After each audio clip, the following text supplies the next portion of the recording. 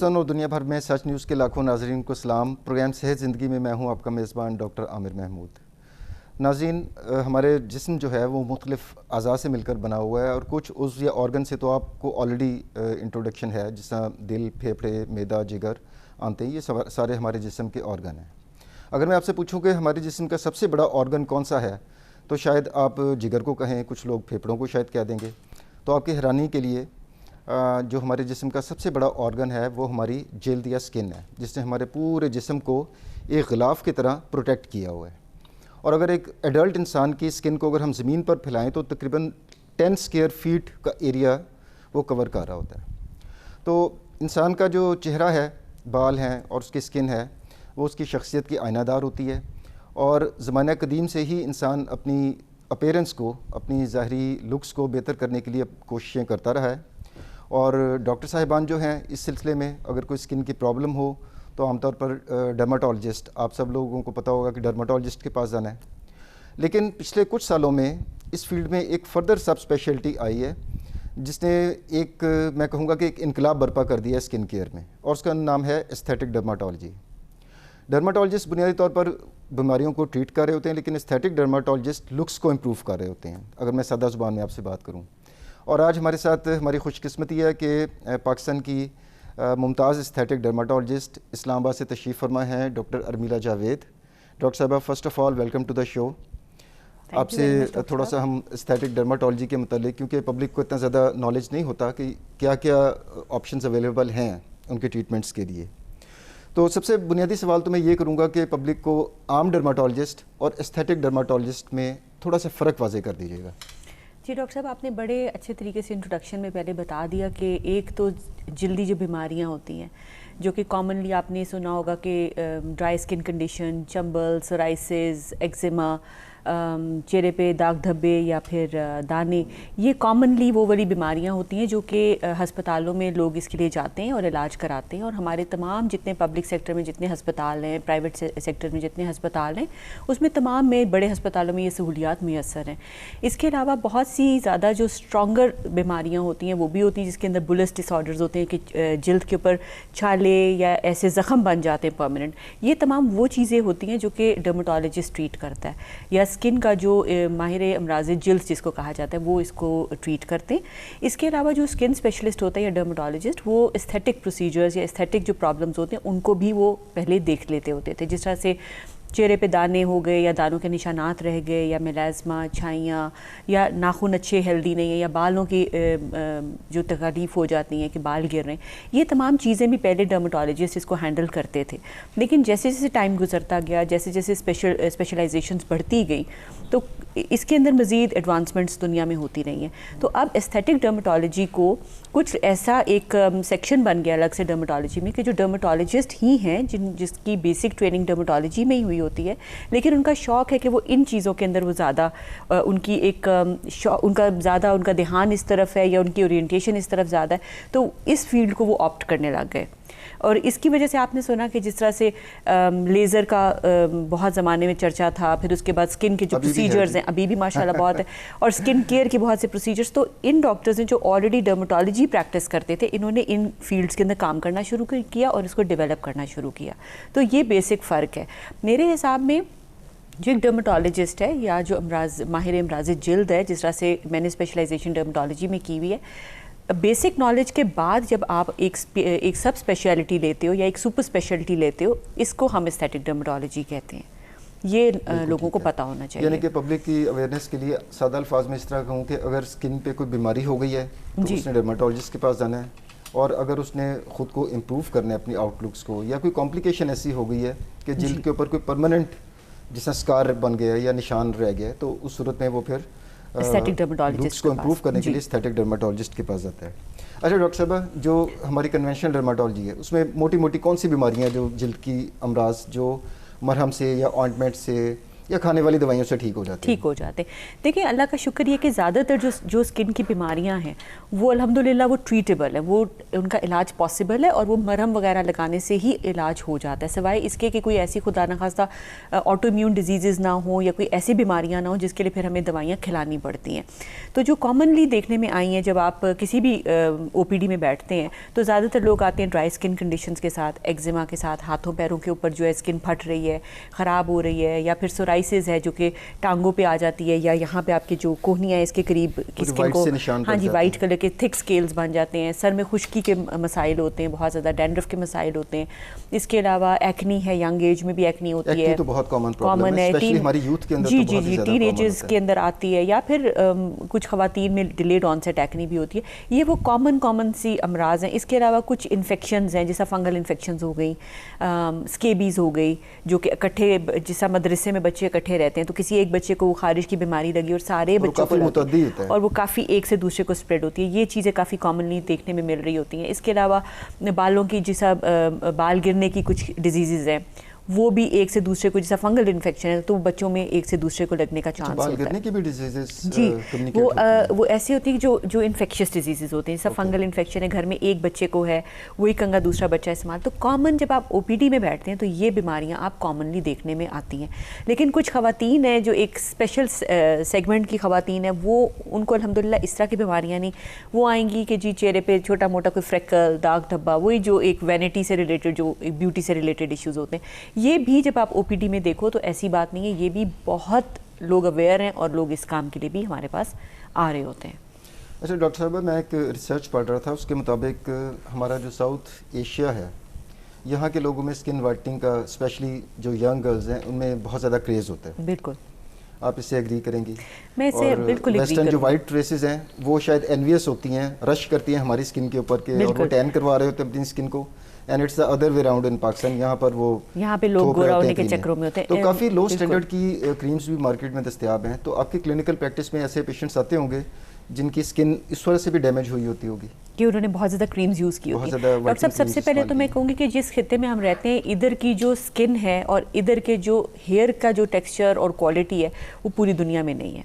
सबसे पहले तो मैं आपको इतने टेंशन वाले माहौल में एक अच्छी खबर तो सुनने में मिली है कि यहाँ की स्किन बहुत अच्छी है। स्किन का टेक्सचर, स्किन की क्वालिटी, स्किन पे रिंकल्स हमारी खवातीन को बहुत लेट आते हैं। अगर आप एक 35 इयर्स की खातून, पाकिस्तानी खातून या एशियन खातून को देखें और एक 35 इयर्स की खातून जो कि कॉकेशियन है या इंग्लैंड में रहती हैं या अमेरिका वाले रीजन में, यूरोप में रहती हैं, आप उन दोनों की स्किन को जब कंपेयर करेंगे तो एजिंग जो है वो हमारी खवातीन में बहुत स्लो है। हमारी क्वालिटी ऑफ स्किन सैगिंग सी हो जाती जी, है, उनके फाइन लाइंस बहुत जल्दी आ जाते हैं, क्योंकि हमारी स्किन के अंदर जो प्रोटेक्शन है, जो स्किन की जो कोलेजन की क्वालिटी है वो भी बेहतर है, थिकनेस बेहतर है। हम लोग जब धूप में जाते हैं तो हम टैन होने को एक प्रॉब्लम समझते हैं, हालांकि वो अल्लाह ताला की तरफ से एक नेमत है।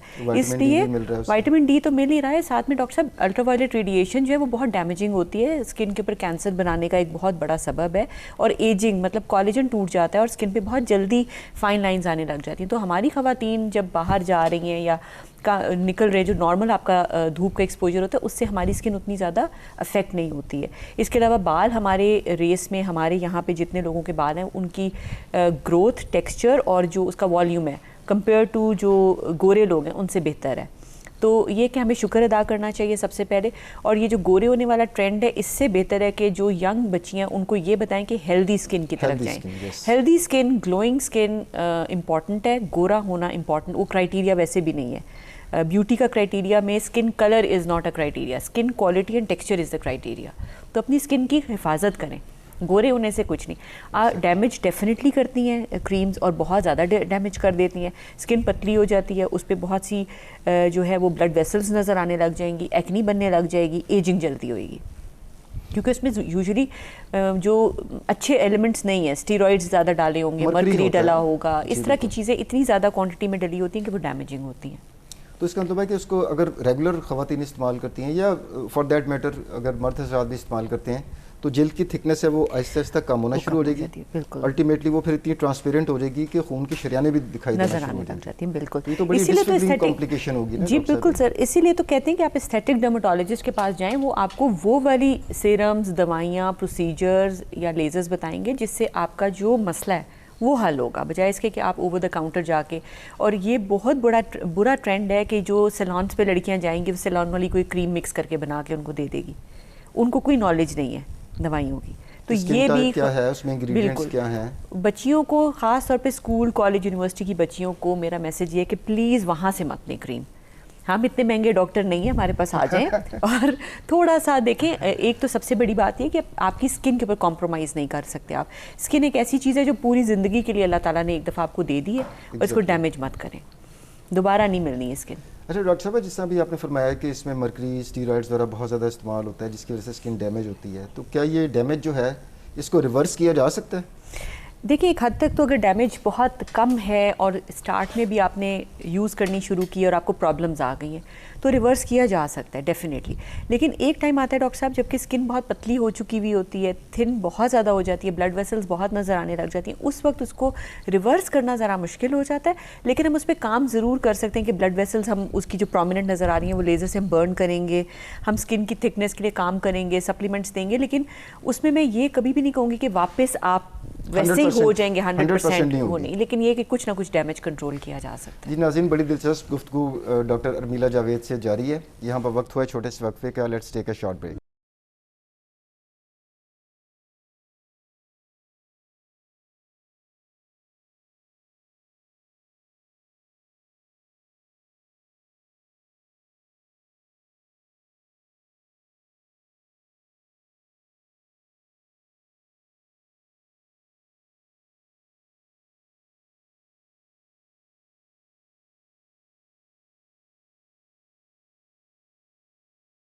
वेलकम बैक नाज़रीन। अब हम डॉक्टर अर्मिला से पूछते हैं, डॉक्टर साहिबा, लेज़र आजकल बड़ा मशहूर मतलब जिसे कहते हैं ज़ुबान ज़द-ए-आम है, आम पब्लिक को पता चल गया है कि जी लेज़र से ये ट्रीटमेंट्स हो सकते हैं। लेकिन टेक्निकली आप बताइएगा कि लेज़र की एप्लीकेशंस क्या हैं, स्किन के ऊपर भी, और अगर हेयर के अंदर या किसी और जगह के ऊपर उसका रोल है तो उसकी एप्लीकेशन के बारे में बताइएगा। बहुत आपने एक ऐसा क्वेश्चन किया कि मुझसे ये पूछ ले कि बस इसका एप्लीकेशन, तो इसके तो एप्लीकेशंस इतने हैं डॉक्टर साहब कि अगर हम वो लिस्ट बनाने, जी वो तो लिस्ट बनानी शुरू करें तो वो तो ख़त्म ही नहीं हो। लेकिन अगर हम बात करें सिर्फ स्किन और एस्थेटिक्स की, तो इसमें सबसे जो इम्पॉर्टेंट इसका यूजेज है वो हेयर रिमूवल में है, और सबसे जो इसका बेहतरीन यूजेज है वो हेयर रिमूवल या हेयर रिडक्शन में। जिनके चेहरे पे ख़वातीन के बहुत ज़्यादा थिक बाल आ जाते हैं हार्मोनल इश्यूज़ या जिस भी वजह से, उसमें इसके एक्सेलेंट रिजल्ट्स हैं। सबसे पहले तो ये पता होना चाहिए। दूसरी चीज़ ये कि ये स्किन को इम्प्रूव करने में, इसका टेक्सचर क्वालिटी इम्प्रूव करने में और कॉलेजन बेहतर करने में काफ़ी मददगार होती है। रिंकल रिडक्शन में इसका एक बहुत अच्छा रोल है। इसके अलावा ब्लड वेसल्स, जैसा मैंने पहले बताया था, जो स्किन पे आ गई हैं उनको ख़त्म करने के लिए लेज़र का इस्तेमाल है। जो छोटे छोटे फ्रेकल्स बन जाते हैं चेहरे के ऊपर, या जो छाइयाँ बन जाती हैं, दाग धब्बे, उसमें भी इसका रोल है। टैटूज़ जो लोग अपनी बॉडी पे बनवा लेते हैं, टैटू रिमूवल में हम लोग लेज़र का इस्तेमाल करते हैं। इसके अलावा बालों की इम्प्रूवमेंट के लिए भी कुछ लेज़र्स ऐसे होते हैं, लो एनर्जी लेज़र की जो लाइट होती है उसको हम यूज़ करते हैं, और उससे बालों की ग्रोथ बेहतर भी हो सकती है। एक तरफ ये बाल को रिड्यूस भी कर रहा है, एक तरफ ये बालों को स्टिमुलेट भी कर सकता है, तो हम इसको उसके लिए भी यूज़ करते हैं। हम जो बॉडी के अंदर चर्बी होती है उसको कम करने के लिए भी लेज़र का इस्तेमाल करते हैं कि लेज़र के साथ हम उसकी जो चर्बी है उसको पिघला के जिस्म से रिमूव कर लेते हैं। तो इस तरह इसके मतलब उसकी जो लिस्ट है वो एवर ग्रोइंग है। लेकिन एक जो चीज़ जो लोगों को पता होनी चाहिए, जो ज़्यादातर ख़वातीन आके और ज़्यादा जो माएँ हैं वो कंसर्न होती हैं कि क्या इसकी वजह से कैंसर तो नहीं हो जाता। ये एक बहुत क्वेश्चन पूछने में आया है, कॉमन क्वेश्चन है कि उनको ये फिक्र होती है कि हम ये कर तो रहे हैं लेज़र, लेकिन क्या ये हमें खुदा न खास्ता फ्यूचर में कैंसर तो नहीं दे देगा। तो आवाम के लिए ये है कि देखें, जो लेज़र एनर्जी है या जो लेज़र डिवाइसेस होती हैं उसमें ऐसी रेडिएशन नहीं होती है कि वो आपके जाके सेल्स को डैमेज करे या खुदा न खास्ता उसमें म्यूटेशंस कर दे। अगर म्यूटेशंस होंगी तो कैंसर बनेगा।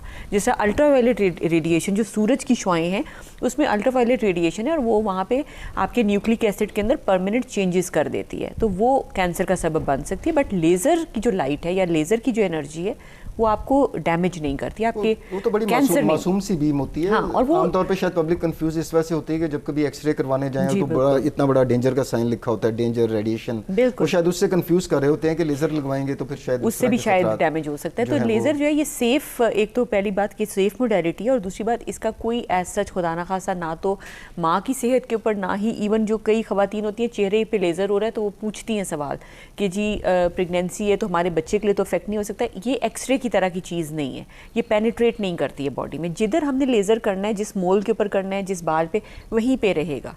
खुदा ना खासा आपकी बॉडी में जाके कोई रेडिएशन की तरह ये प्रॉब्लम नहीं क्रिएट करेगा। यानी कि जो हमारी स्किन की 3 तहें होती हैं आमतौर पर, तो उसमें ये सेकंड या थर्ड लेयर तक मैक्सिमम जा सकते हैं। जिस लेयर पे हमने भेजना है उधर ही जाके अपना काम करके आएगी। प्रिसाइज होती है जी, इतनी प्रिसाइज होती है। लेज़र के साथ तो सर्जरीज होती हैं जी, जो आंख की सर्जरीज होती हैं, जो कटिंग सर्जरीज होती हैं, उसके लिए भी लेज़र को यूज़ किया जाता है। अच्छा डॉक्टर साहब, फिलर्स भी बहुत ज़्यादा पॉपुलर होते जा रहे हैं। लोग अपने चेहरे की इम्प्रूवमेंट के लिए नाज़रीन, जिसमें मुख्तलिफ झुर्रियाँ हो सकती हैं या झुर्रियाँ नहीं भी हैं, तो लिप ऑगमेंटेशन और इस तरह के कामों के लिए भी फिलर्स यूज़ हो रहे हैं। तो उस पर भी हमारे नाज़रीन को बताइएगा कि फ़िलर्स का रोल क्या है आपकी प्रैक्टिस में? फिलर्स जो है एक बहुत, एक आप समझ लें कि रेवोल्यूशनरी एक ये भी पूरा एडवांसमेंट है। तो बिल्कुल, इसमें ये होता है कि जहाँ जहाँ पर आपको वॉल्यूम आपने लूज़ कर दिया उम्र के साथ, जहाँ जहाँ पे जैसा आइज़ के नीचे हॉलोज़ बन गए हैं, डार्क सर्कल्स बन गए हैं, या आपकी लिप्स के पास, यहाँ पे नाक के पास या लिप्स के अराउंड लाइंस आने लगी विद एज, तो उन जगहों पे एक ऐसी चीज़ के साथ, एक ऐसे जेल के साथ हम फिलिंग कर देते हैं जो कि आपके लिए डैमेजिंग नहीं है, आपको स्किन में जाके कोई प्रॉब्लम नहीं देगा, कोई रिएक्शन नहीं देगा, कोई लॉन्ग टर्म उसका कोई साइड इफ़ेक्ट नहीं है। वो आपकी स्किन के साथ जाके बिल्कुल वैसे ब्लेंड हो जाएगा जैसे स्किन में आपका नेचुरल हाइलुरोनिक एसिड पड़ा होता है। तो जो आमतौर पे फिलर्स होते हैं वो हाइलुरोनिक एसिड के ही बने होते हैं, जो आपके जिस्म का ही हिस्सा है। आपके जो जॉइंट्स में भी हाइलुरोनिक एसिड पड़ा हुआ है, आपकी स्किन में भी पड़ा हुआ है, आपके जिस्म के डिफरेंट हिस्सों में हाइलुरोनिक एसिड अल्लाह ताला की तरफ से कुदरती तौर पर मौजूद है। It is not a collagen, it is a gel. आप समझ लें कि ये एक बड़ा मासूम सा शुगर मॉलिक्यूल है। इसको हम लोग एक ख़ास तरीके से इसको बनाते हैं और ख़ास तरीके से इसको थोड़ा सा हम इसके ऊपर काम करते हैं साइंटिफिकली, ताकि ये थोड़ा अरसा आपके जल्द में सस्टेन कर जाए, कोई 6 महीने साल के लिए जिधर हम डालें उसको वो वहाँ पे रुक जाए, और उसके बाद वो आपकी जल्द आपकी बॉडी से निकल जाता है वो चीज़। तो इसका रोल ये कि जहाँ पे भी रिंकल हो गया, जहाँ पे भी सैगिंग हुई है स्किन पे, वहाँ पे हम इसको यूज़ करते हैं, और ये इसका बड़ा अच्छा एंटी एजिंग रोल है। ये स्किन के अंदर ना सिर्फ वॉल्यूम वहाँ पे रिप्लेस करता है, बल्कि वहाँ पे स्किन में मॉइस्चर भी लेके आता है। टाइम के साथ फाइन लाइंस जो बन जाती हैं मॉइस्चर लूज़ होने की वजह से, उसको भी ये वापस लेके आता है। और मेरे ख्याल में एक बहुत अच्छा एस्थेटिक प्रोसीजर है अगर आप फिलर्स को यूज़ करें प्रिसाइसली जहाँ पे चाहिए। इसका मतलब है कि तकरीबन 1 साल तक इसका इफेक्ट रहता है, उसके बाद फिर क्या रिपीट करना फिर रिपीट करना पड़ता है। बिल्कुल डॉक्टर साहब, ये ख़त्म हो जाता है जिस्म में से कम्प्लीटली, जहाँ पे आपने डाला है वहाँ से ये कम्प्लीटली ख़त्म हो जाएगा, क्योंकि बॉडी के एंजाइम्स इसके ऊपर काम करना शुरू कर देते हैं, वो डिग्रेड होने लग जाता है, और उसके बाद आप इसको दोबारा इस्तेमाल करते हैं। फिलर्स का इस्तेमाल जॉइंट्स में भी होता है, जॉइंट पेन्स के अंदर भी लोगों को, ऑस्टियोपोरोसिस वगैरह में, जी वहाँ पे भी हम इसको इस्तेमाल करते हैं। हम जॉइंट के अंदर भी इंजेक्शन फिलर्स के हाइलुरोनिक एसिड के दिए जा रहे होते हैं, बिकॉज कि हमारे जिस्म के साथ मुताबिकत रखते हैं ना, इट्स बिल्कुल हमारे बॉडी का ही हिस्सा है जी। इट मींस कि इसमें कोई ख़तरनाक प्रॉब्लम नहीं है कि जनाब कोई बाहर से ऐसी कोई दवाई इंजेक्ट की जा रही है। नाजरीन, हाइलुरोनिक एसिड जिसने डॉक्टर साहब ने फरमाया कि फिलर्स में यूज़ होता है, वो ऑलरेडी हमारे जिस्म का एक हिस्सा होता है, जो कि जैसे जैसे उम्र बढ़ती है तो शायद कम हो जाता है, तो उसको हम बाहर से इंजेक्शन लगाते हैं, जिसकी वजह से झुर्रियाँ और दूसरे जो एजिंग के उम्र सीधा होने की जो अलामात हैं उसके ऊपर काबू पाया जा सकता है। डॉक्टर साहब, यहाँ पर अब ख़वातीन में एक पर्टिकुलर कॉम्प्लिकेशन आती है स्ट्रेच मार्क्स की जी। मतलब एक मंजरनामा मैं आपके सामने पेश करता हूँ कि एक लड़की है जो यूनिवर्सिटी से पास आउट हुई है, she is a young ambitious working girl, और उसकी शादी हो गई है। शादी के बाद फर्स्ट प्रेगनेंसी हुई है, तो ऑफ कोर्स कुदरत का निज़ाम है कि चूँकि एब्डोमेन स्ट्रेच करेगा तो उसके ऊपर मार्क्स भी पड़ेंगे जी, और वो बहुत ज़्यादा परेशान भी हो जाती है अपनी स्किन को देख करके, यहाँ पर बहुत ज़्यादा डिसफिगरिंग से स्ट्रेच मार्क्स बने हुए। उनके लिए आपके पास क्या हाल है? डॉक्टर साहब, ये आपने बड़ा अच्छा सिनेरियो पेश किया, क्योंकि ये सब लड़कियां इस तमाम जो है एक फिजियोलॉजिकल चेंज से गुजरती हैं। सबसे पहले तो इम्पॉर्टेंट बात ये कि उनको एजुकेट होना चाहिए कि ये बॉडी की जो चेंजेस है ये आती हैं प्रेगनेंसी का, ये this is part of pregnancy.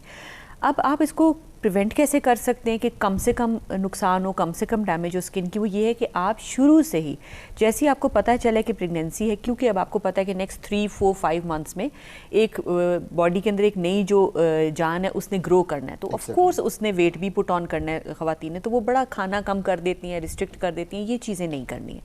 अच्छी हेल्दी प्रोटीन डाइट रखें, बैलेंस डाइट रखें और साथ में अपनी स्किन की केयर शुरू करें। जो कॉमन घर में ऑयल्स होते हैं, नारियल का तेल है, विटामिन ई है, आमंड ऑयल्स हैं, ये तमाम ऑयल्स का ब्लेंड करके अगर आप इसको स्किन पे अप्लाई करते रहेंगे तो स्किन के ऊपर जो उसका मॉइस्चर वाली जो चीज़ है वो मेंटेन करेगा अपना मॉइस्चर, इसके लॉक होता जाएगा। साथ में विटामिन ई की क्रीम्स मिलती हैं जो बहुत हेल्पफुल होती हैं। Vitamin E is very important prevention के लिए भी और इम्प्रूवमेंट ऑफ स्किन के लिए भी, वो भी आपने लगानी है। अगर बहुत ज़्यादा आपको लग रहा है कि ख़ारिश हो रही है, स्किन बहुत ज़्यादा स्ट्रेच कर रही है, तो उस सूरत में आप ये भी कर सकते हैं कि वहाँ पे आप विटामिन सी का इस्तेमाल भी शुरू कर दें साथ साथ, क्योंकि वो साथ साथ रिपेयर करेगा कॉलेजन को हेल्प। इसकी सीरम्स भी आती हैं, इसकी क्रीम्स भी आती हैं। और सबसे बड़ी बात यह कि जब आपकी डाइट अच्छी होगी, हेल्दी डाइट आप खा रहे होंगे, तो आपके जिस्म के अंदर ये चीज़ें ऑलरेडी खून के थ्रू जाके आपकी स्किन को बेहतर कर रही होंगी। तो ये तमाम चीज़ों का तो इस्तेमाल ज़रूरी है। Once you are done with pregnancy, आपने वेट एकदम से लूज़ नहीं करने की कोशिश करना। अगेन वही वाली बात कि अच्छी प्रोटीन इंटेक रखें। लेकिन अगर स्ट्रेच मार्क्स हो गए हैं तो हमारे पास बहुत से तरीके हैं कि हम इसको बेहतर कर सकते हैं, और जितना अर्ली स्टार्ट करेंगे ना इसको ट्रीट करना, उतनी जल्दी ये आपको रिजल्ट्स भी दे देते हैं। हमारे पास माइक्रो नीडलिंग का ट्रीटमेंट है, हमारे पास पीआरपी का ट्रीटमेंट है। ये तमाम वो ट्रीटमेंट हैं जो कि स्किन के अपने नेचुरल जो डिफेंस मैकेनिज़्म है या जो रिपेयर मैकेनिज़्म है उसको ही ट्रिगर करता है। और जब आप उस तमाम प्रोसेस से, फिजियोलॉजिकल प्रोसेस से निकलें और अब बॉडी ने रिपेयर शुरू की है, तो इस टाइम पर जब आप ये चीज़ें कराएंगे तो वो जो रिपेयर आपको 6 महीने बाद मिलना है वो आपको शायद 2 से 3 महीने में आपको वो रिपेयर हो जाए आपकी बॉडी। और इसके अलावा लेज़र्स का भी इस्तेमाल हो सकता है। लेज़र के साथ भी जो डिस्कलरेशन हुई हुई आप उसको काफ़ी बेहतर कर सकते हैं।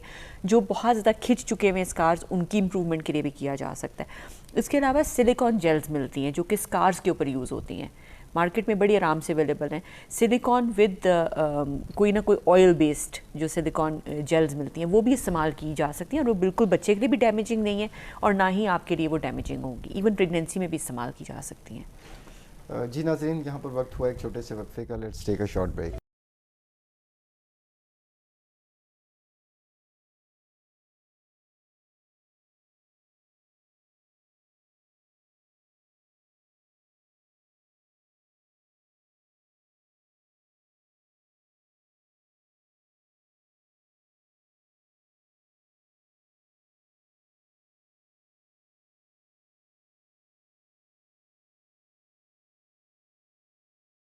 वेलकम बैक नाज़रीन। डॉक्टर साहब, पीआरपी काफ़ी मशहूर एक प्रोसीजर, पब्लिक को भी पता चलना शुरू हो गया है, मुख्तलिफ क्लिनिक्स पे जाते हैं, लेकिन आमतौर पे लोग कंफ्यूज रहते हैं कि पीआरपी है क्या चीज़, किस चीज़, मतलब प्रोसीजर है क्या ये? जी डॉक्टर साहब, पीआरपी जो है बेसिकली प्लेटलेट रिच प्लाज्मा का शॉर्ट फॉर्म है पीआरपी।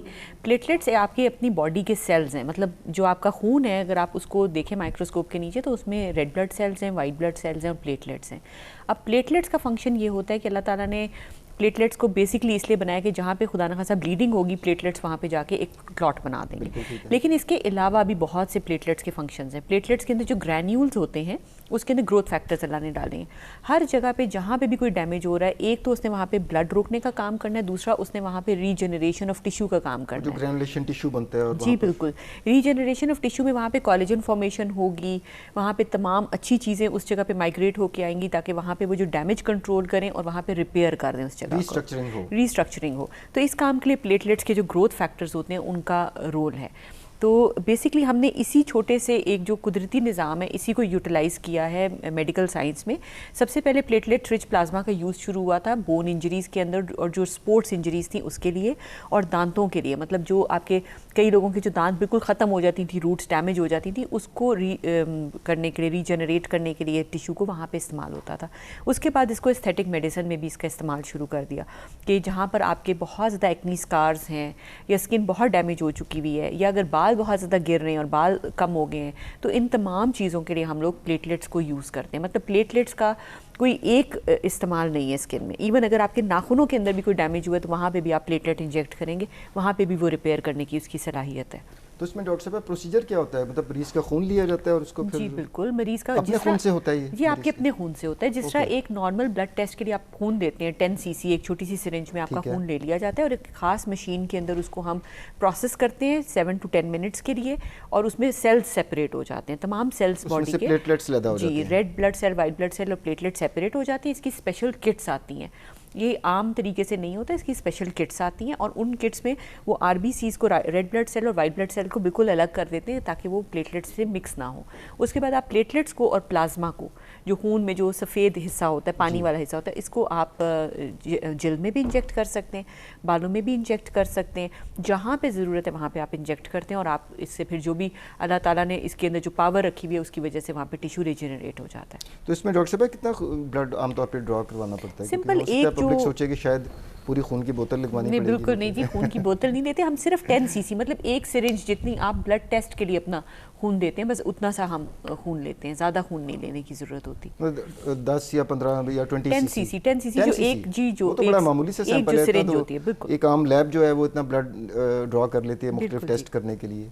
बहुत कम से जो सेल्स होते हैं वही आपको, और इसकी जो नीडल जिसे हम इंजेक्ट करते हैं वो भी इतनी बारीक होती है कि पेशेंट को दर्द नहीं होती। तो लोग इससे भी डरते हैं कि वापस शायद जब इंजेक्ट करेंगे तो बहुत पेन होगी। ये पेनफुल ट्रीटमेंट नहीं है, ये भी लोगों को ज़रा बता दें। अच्छा जी नाज़रीन, डॉक्टर साहब ने बड़ा इंपॉर्टेंट पॉइंट हाईलाइट किया है कि जो PRP की थेरेपी है ये आपके अपने खून से थोड़ा सा नमूना एक खून का लिया जाता है, कोई 10 सीसी के करीब एक सिरिंज में, जिससे आप लेबॉर्ट्री में कोई सैंपल देते हैं टेस्टिंग के लिए, तो उतना खून सिरिंज में लेकर एक ख़ास मशीन में डालकर उसमें से सिर्फ प्लेटलेट्स को लैदा कर लिया जाता है और उसको फिर प्लाज्मा के साथ मिक्स करके प्रोसेस किया जाता है और उसी का इंजेक्शन आपको दिया जाता है। तो ये बाहर से कोई खुदा ना सा कोई दवाई वगैरह नहीं है जो आपके जिस्म में जाती है, ये आपका ही समझ लीजिए कि ग्रोथ फैक्टर्स होते हैं जो आपके अंदर दोबारा इंजेक्ट किए जाते हैं आपकी स्किन की सूरत हाल और मुख्तलिफ और जगहों पर भी यूज़ हो रहा है उस सिचुएशंस को इम्प्रूव करने के लिए। अच्छा डॉक्टर साहब, ये तो हमारा स्किन का काफ़ी उसमें इंटरेस्टिंग डिस्कशन जा रही है। मैं चाहूँगा कि नाजरीन के नॉलेज के लिए थोड़ा सा वेट लॉस के ऊपर भी बात कर लें कि डाइटिंग और एक्सरसाइज ये तो रूल ऑफ थंब है कि सब लोगों को पता है कि जी मैंने खुराक कम करनी है, एक्सरसाइज करनी है तो मेरा वेट कम होगा। लेकिन कुछ लोगों में देखने में आया कि वेट रिड्यूस भी हो जाता है लेकिन एक्स्ट्रा फैट उनके जिस्म के ऊपर रहती है। जी बिल्कुल, उनके लिए भी हमारे पास कोई सोल्यूशन है? जी डॉक्टर साहब, इसमें दो तरीके की चीज़ें हो सकती हैं। एक नॉन सर्जिकल प्रोसीजर्स हैं और एक सर्जिकल प्रोसीजर है। सर्जिकल प्रोसीजर में तो आपको पता है एक बहुत ही, जैसा लेज़र एक कॉमन सा नाम आजकल बन गया, लाइपोसक्शन हर बंदे को पता है, जहाँ पे फैट पॉकेट्स हुई वहाँ से सर्जरी करा के वहाँ से आपने अपनी एक्स्ट्रा फैट रिमूव कर ली। लेकिन मैं अभी बात करना चाहूँगी जो नॉन सर्जिकल ट्रीटमेंट्स हैं जिसमें आपको बेहोशी नहीं लेनी पड़ती, कोई प्रॉब्लम नहीं है, हॉस्पिटल एडमिशन नहीं चाहिए, तो इस तरह के भी बहुत से प्रोसीजर्स, क्योंकि साइंस ने इतनी तरक्की कर ली है, ये तमाम चीज़ें भी पॉसिबल हैं। सबसे पहली बात हेल्दी डाइट और एक्सरसाइज, इसका तो कोई नेमुल बदल नहीं है। अगर खुदा ना खासा कोई किसी किस्म की कोई बीमारी है जिस्म में, जैसे थायराइड का कोई मसला है या विटामिन डी की डेफिशिएंसी है, इस तमाम चीज़ की भी वजह से वज़न लोगों का कम नहीं हो रहा होता, या फिर इंसुलिन रेजिस्टेंस है या पॉलीसिस्टिक ओवरीज हैं, ये तमाम चीज़ों को हम सबसे पहले देख लेते हैं जब हमारे पास एक क्वेरी आती है कि वेट लॉस के लिए हमने जाना है। दूसरी चीज़ आ गई कि ऑफकोर्स ये जो आपने डाइट और इसकी चीज़ की बात बताई, इसके अलावा क्रायोलाइपोलाइसिस आपने नाम सुना होगा कि जो एक फैट फ्रीजिंग का कॉमनली एक नाम होता है, उसमें ये करते हैं कि आपने कोई भी इन्वेसिव चीज़ नहीं करनी, कोई सर्जरी नहीं है, कट नहीं लगेगा, कुछ कट वगैरह नहीं लगना, एक मशीन के साथ आपको वहाँ पे इतनी कोल्ड टेम्परेचर कर दिया जाता है स्किन के थ्रू कि वहाँ पे जो फैट पॉकेट्स होती हैं वो मेल्ट हो जाती हैं और कुछ टाइम के बाद वो फैट वहाँ से ख़त्म हो जाती है। इसी तरह अल्ट्रासाउंड को इस्तेमाल किया जाता है, अल्ट्रासाउंड की एनर्जी से वो फैट सेल्स को तोड़ा जाता है और फिर फैट सेल्स वहाँ से फैट पॉकेट्स पिघल जाती है और वहाँ से रिमूव हो जाती है। इसी तरह लेज़र्स का इस्तेमाल है, और अभी ये जो लेटेस्ट चीज़ आई है वो इलेक्ट्रोमैग्नेटिक वेव्स हैं, उसके थ्रू आपके मसल्स काम करते हैं। सबसे अच्छी बात कि आपने वो बेल्ट पहनी, जिस मसल को आपने टारगेट करना है उसको आपने वहाँ पर पहना और वहाँ पर वो मसल उस इलेक्ट्रिकल इम्पल्स की वजह से वर्कआउट करेगा। मतलब you are not working, you are not actually doing any crunches actively आप एक्सरसाइज नहीं कर रहे, लेकिन आपके मसल को हुई है और मसल्स काम कर रहे हैं, वो मसल बिकॉज इलेक्ट्रिकल इम्पल्स मिल रही है तो वो मसल वहाँ पर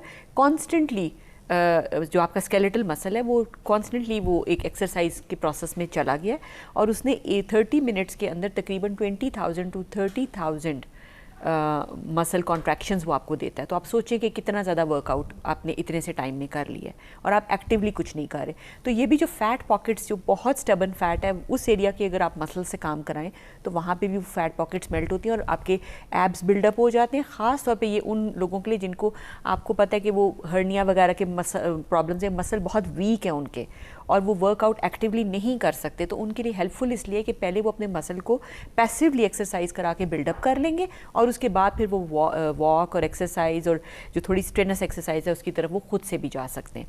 तो ये मेरे ख्याल में एक बहुत रेवोल्यूशनरी चेंज मेडिकल साइंस में कि आप उन एरियाज़ को टारगेट कर सकते हैं। तो डॉक्टर साहब ये जो इलेक्ट्रोमैग्नेटिक आपने इंटरवेंशन बताई रिलेटेड टू मसल्स, इसमें पेशेंट को पता होता है कि उसके मसल वाइब्रेट कर रहे हैं? बिल्कुल, आपको जब वो बेल्ट आपने पहनी होती है तो आपको वो फील हो रहा होता है कि यहाँ पे मेरा मसल वर्क कर रहा है, मतलब मेरे काइंड ऑफ मसाज फीलिंग के जैसे नहीं, आपका मसल ट्विच कर रहा होता है। जिस तरह आपने कभी अगर हम लोग जब मेडिकल स्कूल में थे, नोट मैं कहूँगा जिस तरह मोबाइल वाइब्रेशन पे लगा हुआ है इसी तरह बिल्कुल ऐसी फीलिंग जरूर आ रही है, ऐसे फील के मसल वहाँ पे ट्विच कर रहा है। क्योंकि आपने डॉक्टर साहब आपको याद होगा जब हम लोग फर्स्ट ईयर सेकंड ईयर में अपने मेडिकल स्कूल में हम लोगों ने जब फ्रॉग के स्केलेटल मसल की वो पूरी फिजियोलॉजी हम पढ़ते थे, तो we would give an electrical impulse and the muscle would twitch, और जो हमारा फ्रॉग होता था वो उस वक्त बेचारा डेड होता था, इंपल्स देते थे और वो कॉन्ट्रैक्शंस आती थी वहाँ पे मसल की। तो एग्जैक्टली यही वाली साइंस, यही वाला प्रिंसिपल इस्तेमाल होता है। और जब पेशेंट लेटे होते हैं वो कहते हैं कि हमें यहाँ पे ट्विचिंग फील हो रही है या हमें लग रहा है कि हमारा मसल जो है वो वर्कआउट कर रहा है। एब्डोमिनल्स के ऊपर ज़्यादातर काम करते हैं, थाई मसल्स के ऊपर, जितने बड़े मसल हैं उतना ज़्यादा मेरे ख्याल में बेहतर आपको रिजल्ट मिलता है। इवन ये बैक स्ट्रेंथनिंग के लिए भी बहुत अच्छा है। जिनको बैक की प्रॉब्लम्स हैं और उनको डॉक्टर्स कहते हैं कि आपने स्विमिंग करनी है या आपने कोई ना कोई मसल स्ट्रेंथनिंग एक्सरसाइज, तो उनके लिए भी बहुत हेल्पफुल है, क्योंकि वो एक्टिवली अपनी स्पाइन के ऊपर प्रेशर नहीं डाल रहे, स्पाइन पे प्रेशर नहीं पड़ रहा और आपका मसल भी वहाँ पे स्ट्रांग हो रहा है। तो ये एक बड़ी रिवोल्यूशनरी एक इन अदर वर्ड्स मसल को हम एक किस्म का रिवाइटलाइज कर रहे हैं। बिल्कुल रिवाइटलाइज करें, हम उसकी मसल की स्ट्रेंथ को और बल्क को इंक्रीज कर रहे हैं और फैट बॉडी से कम हो रहा है। अच्छा डॉक्टर साहब, आपके माशाल्लाह you are a busy practitioner, आपके पास बहुत ज़्यादा पेशेंट्स आते हैं, आई नो दैट, लेकिन उसमें आपके भी ऑब्जर्वेशन में आया होगा और मैंने भी नोट किया है कि पहले डार्क सर्कल्स आँखों के नीचे जो है वो हम समझते थे कि शायद ये फ़लसफ़ी हज़रात या रात को जागने वाले शायर हज़रात जो या मीडिया से रिलेटेड जो लोग जिनका वो बहुत ज़्यादा एक्सटेंसिव काम होता है, शायद उनकी आँखों के नीचे ही पड़ते हैं। तो लेकिन अब मैं देखता हूँ कि यंग जनरेशन में भी डार्क सर्कल्स दिखाई दे रहे होते हैं और क्रो फीट, ये जो आँखों के गिर्द ये रिंकल्स प्री मेच्योरली टाइम से पहले ही पड़ना शुरू हो जाते हैं। इसकी क्या वजूहत है और इसका क्या इलाज है? मैं तो ये कहूँगी कि जो हमारी यंग जनरेशन है वो भी फिलोसफर्स हैं, वो भी बहुत थिंकर्स हैं। अब मसला ये कि इतनी ज़्यादा आपकी बिजी ज़िंदगी हो गई है, बच्चों की भी, टीनेजर्स की भी इतनी ज़्यादा बिजी ज़िंदगी हो गई है और मोबाइल हर वक्त आपके हाथ में है, स्क्रीन टाइम बहुत ज़्यादा बढ़ गया है। ये तमाम चीज़ें देखते रहते हैं, आप कंटिन्यूसली, आपकी स्क्रीन टाइम इतना बढ़ गया हुआ है और स्क्रीन की जो रेडिएशन है, पहले सिर्फ वो होता था जो कंप्यूटर के ऊपर बैठ के काम करते थे वो कंप्लेन करते थे, लेकिन अब तो हर एक के हाथ में कंप्यूटर है। We are all the time busy, हमारे पास कोई फारिग टाइम नहीं, लाइफस्टाइल चेंज हो गया। इसके अलावा dietary deficiencies, of course dietary deficiencies का एक बहुत मेजर रोल है, क्योंकि छोटी उम्र से ही बच्चे अच्छी हेल्दी डाइट नहीं ले रहे होते हैं, जंक फूड ज़्यादा खाते हैं या डाइटिंग की तरफ जा रहे होते हैं। तो एक ये बड़ा मेजर मसला है। जेनेटिक भी होता है, जो डार्क सर्कल का मसला है वो फैमिलीज़ में भी चलता है, और वो अगर पहले 30-35 साल की उम्र में डार्क सर्कल्स आने थे तो वो प्री मेच्योर एजिंग या ये तमाम चीज़ों की वजह से ज़रा जल्दी उम्र में वाज़े नज़र आने लग जाते हैं डार्क सर्कल्स। तो इससे परेशान नहीं होना चाहिए, क्योंकि इसका डेफिनेटली सोल्यूशन हमारे पास मौजूद है।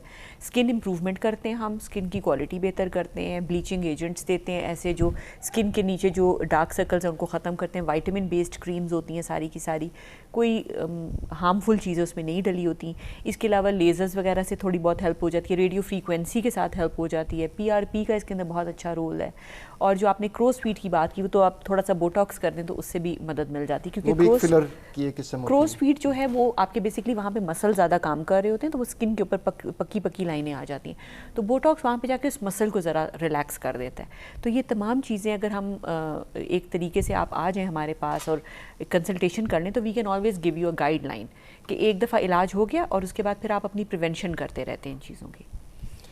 नाज़रीन, आज के प्रोग्राम का वक्त ख़त्म हो रहा है इस वक्त, और आपने देखा कि डॉक्टर साहबा ने कितनी मुफीद गुफ्तगू की और कितने तरीक़ा इलाज मुख्तलिफ़ किस्म की बीमारियाँ, चाहे वो एक्नी है, फ्रैकल्स हैं जिसे हम छाइयाँ कहते हैं, या जिल्द के ऊपर झुर्रियाँ पड़ गई हैं, या वेट लॉस है, आपका जो चर्बी बहुत ज़्यादा ज़ायद फालतू जिस्म में जमा हुई है, फिर स्ट्रेच मार्क्स को हमने डिस्कस किया, जो हमला ख़वातीन के अंदर पेट के ऊपर बदनुमा दाग पड़ जाते हैं, स्ट्रेच मार्क्स होते हैं, उसका ट्रीटमेंट भी अवेलेबल है।